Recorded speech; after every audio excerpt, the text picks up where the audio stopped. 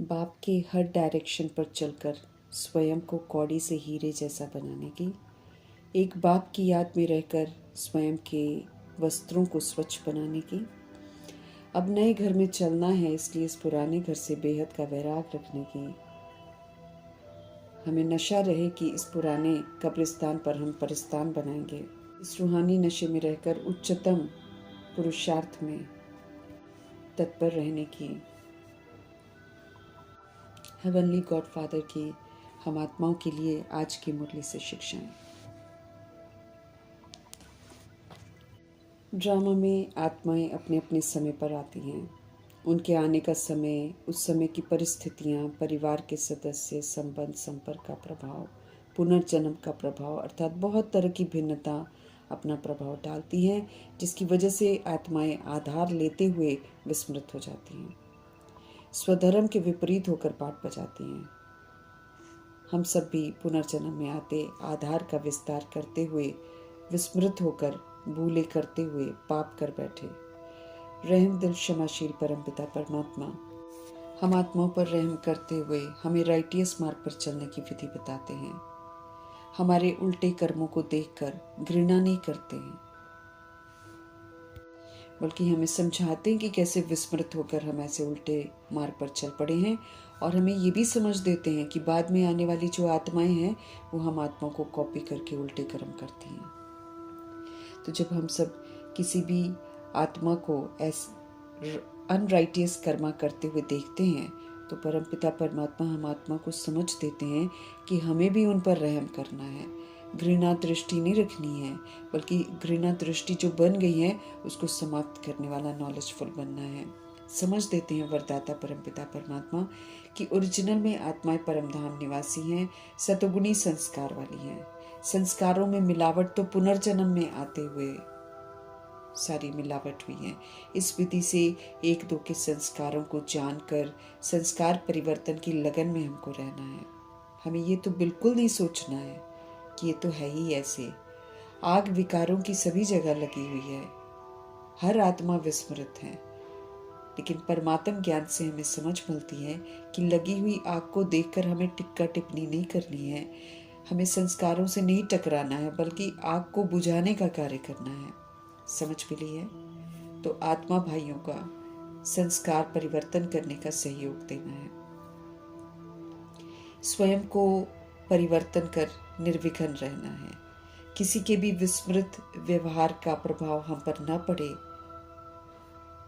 कहीं हम ईश्वरीय संस्कारों से विस्मृत न हो जाएं किसी दूसरे के संस्कार को देखकर, इसका पूरा पूरा ध्यान रखना है। एक दो के संस्कारों को जानने वालों के संस्कार जो हैं वो बाप के समान रहम दिली के होते हैं।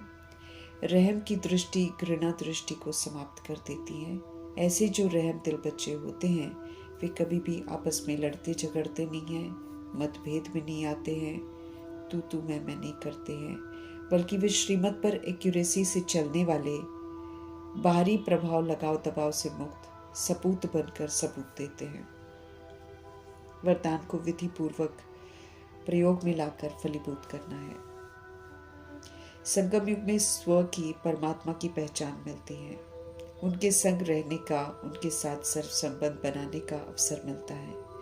उनका संग, उनका ही चिंतन हमें बेफिक्र बादशाह बनाता है। उन्हें किसी भी प्रकार की चिंता हो नहीं सकती है। सत्य की समझ मिलने के बाद व्यर्थ की चिंताएं समाप्त हो जाती हैं। हमें वो करना है जो हमारे शिव पिता परमात्मा हमको कहते हैं। फिर शिव बाबा हमारे लिए वो सब कुछ करते हैं जो हमें चाहिए। हम आत्मा को अव्यक्त इशारे मिल रहे हैं हमें एकता और विश्वास की विशेषता द्वारा सफलता से संपन्न बनने के लिए। समझ देते हैं कि संगठन में रहना है, एक मत होकर सफलता मिलती है। स्व उन्नति और सेवा की उन्नति दोनों में ही एक ने कहा और दूसरे ने हाँ जी किया, ऐसे सदा एकता और दृढ़ता से आगे बढ़ते चलना है। जैसे आदि रत्नों में एकता थी और दृढ़ता का संगठन बहुत पक्का था, ऐसे हम रत्नों का भी संगठन पक्का हो तो संगठन की शक्ति जो चाहे वो कर सकती है।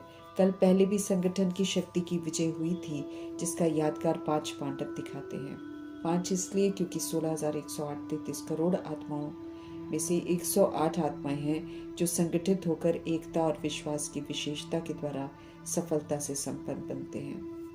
विस्मृति हम आत्माओं को बिल्कुल बेसमझ बना देती है। दुनिया इस समय कब्रिस्तान बन गई है, सब मुर्दे बन गए हैं। एक दूसरे को देख सब उल्टी राहों पर चलकर उसे समाज के रीति रस्म समझकर फॉलो करते जा रहे हैं। कब्रिस्तान में बेखौफ अत्याचार भ्रष्टाचार चल रहा है, जिसकी अब समाप्ति होनी है।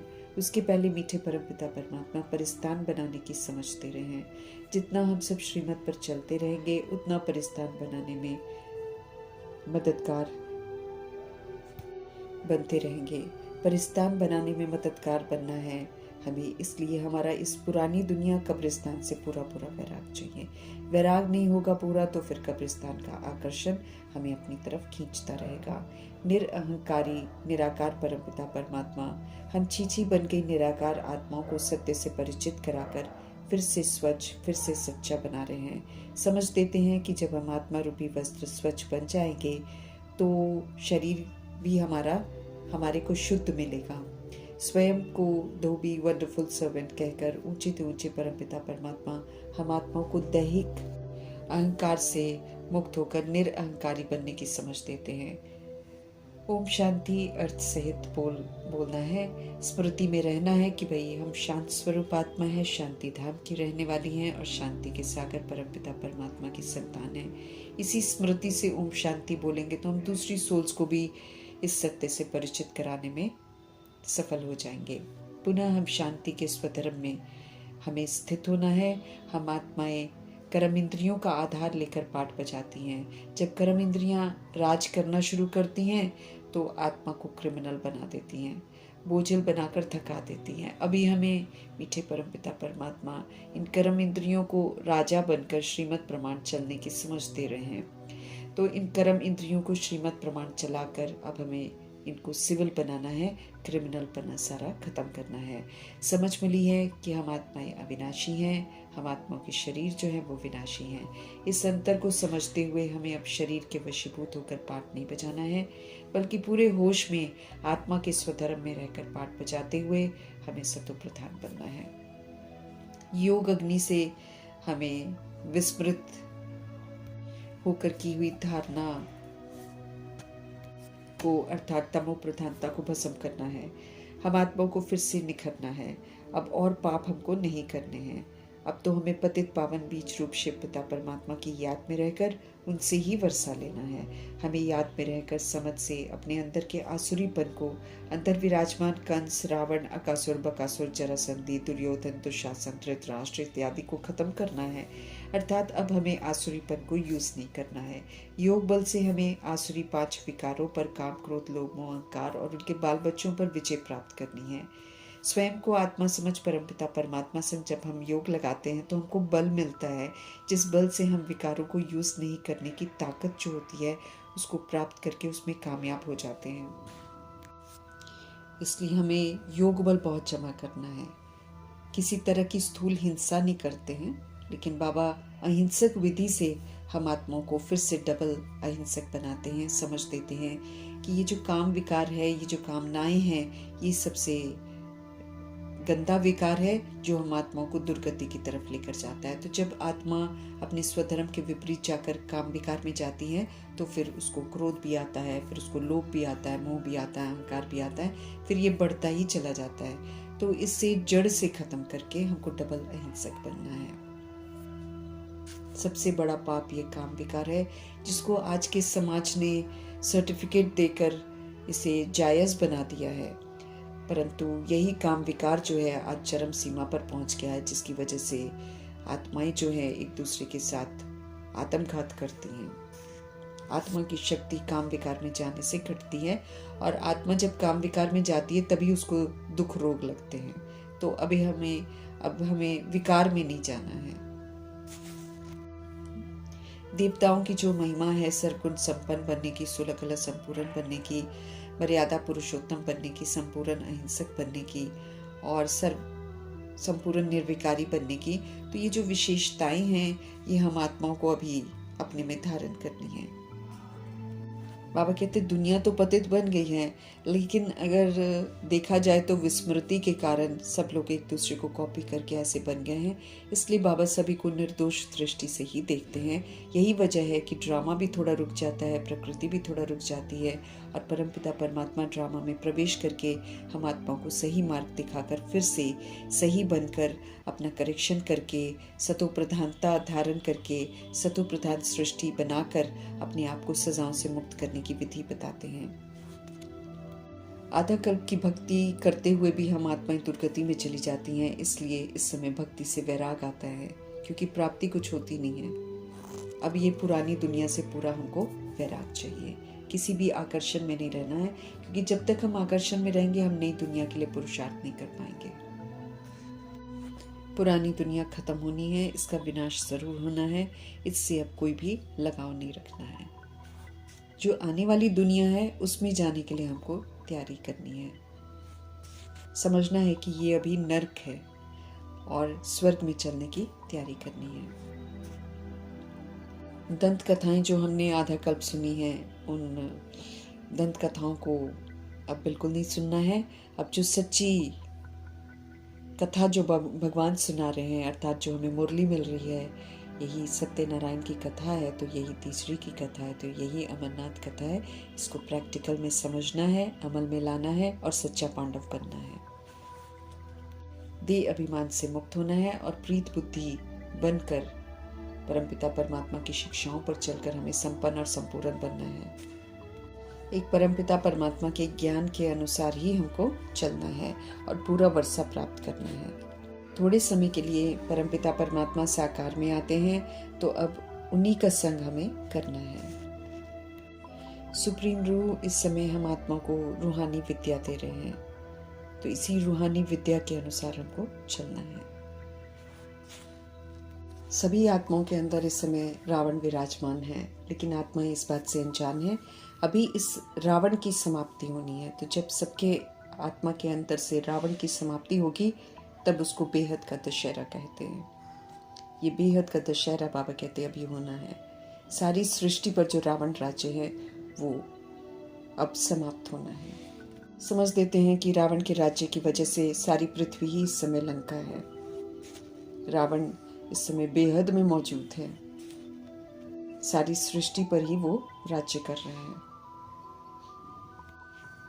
सूक्ष्म पुरुषार्थ जो अभी संगम युग पर होता है, उन्हीं के नाम पर ये त्योहार बनते हैं, लेकिन वो स्थूल विधि से बनते हैं, और यहाँ पर सूक्ष्म पुरुषार्थ करके हम आत्माएं जो है अपना परिवर्तन करते हैं।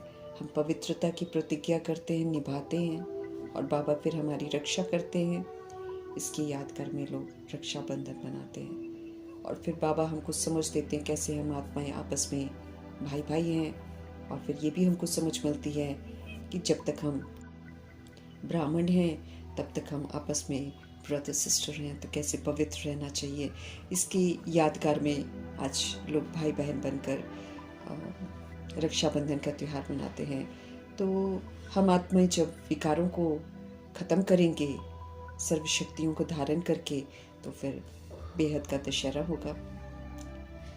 शिव जयंती होती है, फिर उसके बाद श्री कृष्ण जयंती होती है। शिव आते हैं तो गीता सुनाते हैं, गीता जयंती होती है।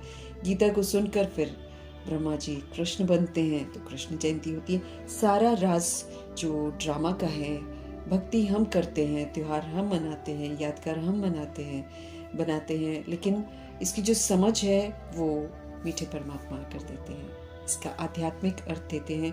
तो फिर सारे प्रश्न, सारी शिकवे शिकायत सारे समाप्त हो जाते हैं, और फिर राइटियस विधि से हम पुनः चलकर फिर से सृष्टि को सतो प्रधान बनाते हैं। सारी महिमा एक शिव पिता परमात्मा की है। वही करते हैं सारे श्रेष्ठ कर्तव्य, वही लाते हैं श्रेष्ठ परिवर्तन, वही स्थापन करते हैं सुंदर सा हेवन जिसका कोई कंपैरिजन ही नहीं है। तो महिमा सिर्फ शिव पिता परमात्मा की है। जादूगर, रत्नागर, सौदागर परमपिता परमात्मा का सत्य सभी को बताना है। मीठे परमात्मा जब प्यारा सा रुद्र ज्ञान यज्ञ रचते हैं, तो आसुरी संप्रदाय इसमें विघ्न जरूर डालते हैं, परंतु सत्य की तो जीत होती है, इसलिए फिर अल्टीमेटली सारे आसुरी संप्रदाय की समाप्ति तो ज़रूर होती है। विघ्नों से हमको डरना नहीं है। परमपिता परमात्मा हम आत्माओं के साथ हैं। अचल अटोल रहकर यथार्थ पुरुषार्थ में हमको तत्पर रहना है। मनुष्य से देवता बनाने वाले शिव पिता परमात्मा जी के श्रीमत पर चलकर हमको श्रेष्ठ बनना है। ये जो ज्ञान यज्ञ है, ये जो समझ का यज्ञ है, इससे हम अपने अंदर के आसुरीपन का विनाश करते हैं। जब हमारे अंदर का आसुरीपन विनाश होता है, हम पवित्र बनते हैं, तो बाहर दुनिया का जो आसुरीपन है उसकी समाप्ति हो जाती है। मीठे परमात्मा कहते हैं पुरानी दुनिया का विनाश बड़ा कल्याणकारी है, क्योंकि ये दुखदाई बन गया है। इसमें आत्माएं दुखी हैं, अशांत हैं। तो जब ये विनाश होता है तो आत्माएं दुखों से, अशांति से मुक्त होकर वापस घर जाती हैं। सारी पुरानी दुनिया सुहावनी है। नेचुरल कैलामिटीज भी आनी है, उससे पहले हम आत्माओं को निखरना है, इज्जत से वापस घर चलने के लिए तैयार होना है। बाबा के साथ जाएंगे तो इज्जत से जाएंगे, वरना तो बाबा कहते हैं ये जो शरीर है जिसके भान में आकर इंसान पाप करता है, ये जो शरीर है ये पिस कर खत्म होंगे। सोल्स फिर इस विधि से देह अभिमान से मुक्त होती हैं और फिर प्योर होकर वापस घर जाती हैं। तो सब कुछ कल्याणकारी ही है। बाबा कहते हैं तो बेहद की होलिका को साक्षी होकर देखना है। इसमें जो शरीर है वो खत्म होते हैं, सोल्स नहीं मरती हैं। हम आत्माओं का पवित्र होना बहुत जरूरी है। प्यार के सागर परमपिता परमात्मा विनाश के पहले ही स्थापना का कार्य कर देते हैं। जैसे मातेश्वरी ज्ञान ज्ञानेश्वरी से राज राजेश्वरी बनी, ऐसे हम आत्माओं को भी ज्ञान को धारण करके ज्ञान ज्ञानेश्वरी बनना है। और जब हम धारण करेंगे तो फिर हम राज राजेश्वरी बनेंगे। मीठे मीठे परमपिता परमात्मा हम आत्माओं को बहुत धनवान बनाते हैं, तो हमें धनवान बनना है। आयु भी कमानी है, हैप्पीनेस भी कमानी है, वेल्थ भी कमाना है, हेल्थ भी कमानी, सब कुछ बाबा कमाने की विधि बताते। श्रीमत पर चलते जाओ और आत्मा सर्व प्राप्तियां करती जाएगी। हमें एक परमपिता परमात्मा के साथ योग लगाकर योगेश्वर बनना है, भोगेश्वर नहीं बनना है। मन को प्रभु में लगाना है, उसी से हम आत्माएं पवित्र बनेंगे, उसी से हमको ताकत आएगी सर्व गुणों से संपन्न बनने की, संपूर्ण निर्विकारी और बेदाग बनने की। अगर निश्चय है तो फिर सेकंड में जीवन मुक्ति है। बड़ा सहज उपाय है जो बाबा बताते हैं। ये सिर्फ हमने बहुत सारी रस्सियां बांधी होती हैं और बहुत ज़्यादा समय तक बंधी होती हैं, इसलिए हमको दिक्कत आती है, वरना बाबा की विधियां तो बहुत सहज और सरल हैं। हमें चलते फिरते मीठे मीठे परमपिता परमात्मा की यादों में रहना है और पाप कर्मों से बचना है। एक एक सेकंड याद में रहेंगे तो एक एक सेकंड हम चढ़ती कला में जाएंगे। मीठे बाबा को याद करना है, विष्णुपुरी के मालिक बनने का पुरुषार्थ करना है। हमें याद रखना है कि हम परमपिता परमात्मा से विष्णुपुरी का राज्य लेने के लिए आए हैं, इसलिए रावणपुरी को विदाई करनी है। उसको पीट करके सारा कंसंट्रेशन जो है हमारा विष्णुपुरी की तरफ जाना चाहिए। हम आत्माओं के हित में परमपिता परमात्मा समझ देते हैं कि इस पुरानी दुनिया, विनाश होने वाली दुनिया, गंदी दुनिया से अपना जो लगाव है उसको मिटा दो। अब पुराना चोला छोड़कर नए चोला धारण करने का पुरुषार्थ करो। सच्चे बाबा के सचखंड में जाने के लिए झूठखंड को पीठ करके हमें अब सच्चाई और सफाई से पाठ बजाना है। इसका बहुत काल का सबूत देना है। स्वयं को आत्मा समझकर, सतोगुणी आत्मा समझकर पाठ बजाना है। हमें फिर से पुरुषोत्तम बनना है। वर्थ नॉट अ पेनी से अब हमें वर्थ पाउंड बनना है। विधियां परमपिता परमात्मा हम आत्माओं को बता रहे हैं। इस पुरुषोत्तम संगम युग में बेदाग हीरा बनकर इज्जत से वापस घर जाना है। हमारे मीठे परमपिता परमात्मा ने हम आत्मा को अडॉप्ट कर लिया, स्वीकार कर लिया और हम आत्मा को डायरेक्शन देते हैं। यही उनकी कृपा है। इसके अतिरिक्त अभी हमें और कोई कृपा नहीं मांगनी है, बल्कि उनके डायरेक्शन पर चलने का अटेंशन रखना है। उनके डायरेक्शन पर चलकर हमें खुद पर कृपा करनी है। फिर से हमें पावन बनना है। जब बिन मांगे सब कुछ मिलता है तो अब मांगने की आदत को बिल्कुल छोड़ देना है। हम आत्मा को मंगता से दाता बनाने वाले दाता परमपिता परमात्मा जी का धन्यवाद करते हैं।